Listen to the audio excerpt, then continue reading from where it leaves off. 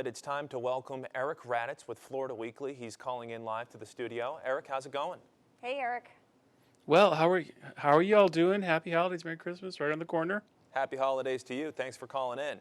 We're starting off with a photojournalist who worked at a time when accessing information, pictures, video wasn't quite as easy as it is today, and he has a really cool story that you guys are telling, Eric.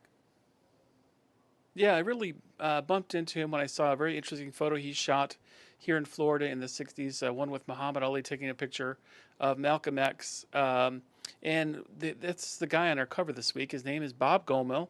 He was the go-to photographer for Life magazine covering Florida back in the 60s. He had some great tales to tell. We reached out to him and got some pretty awesome photos from when he was here in the 60s, from meeting and covering the Beatles on their first U.S. tour, covering Muhammad Ali, as well as some significant coverage of President John F. Kennedy.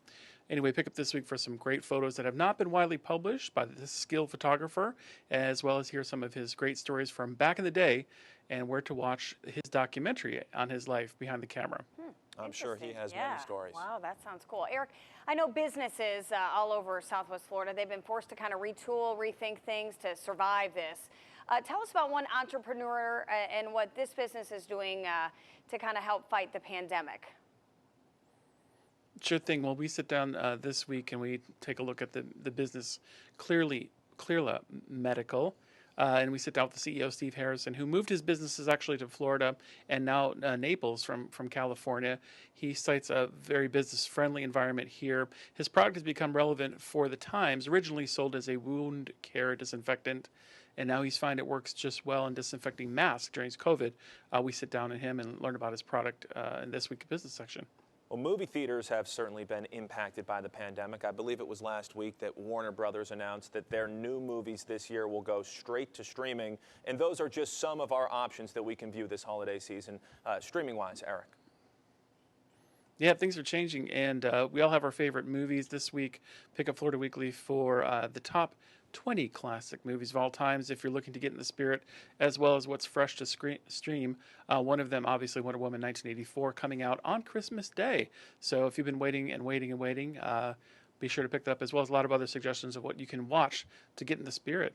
I see Elf there. That's always a classic, right? One, Yeah. Staying home or going out, what are some options for online or in person, Eric? Lots. We pick up Florida Weekly every week. We have a full list of calendars, and there's people still staying in, people going out. This week we've got include Holiday Pops. Lulu Roman is in town. Christmas Live Jazz. It's a Wonderful Life is being played at Naples Players and Florida Rep. Sunset Tours, Santa Visits, Yoga, Green Markets. Plenty to do. Pick us up online on your device and here at NBC2. Appreciate all you guys are doing, and season's greetings to all of you, and much love. We appreciate it, Eric. Really quickly, what's the best holiday movie of all time, in your humble opinion?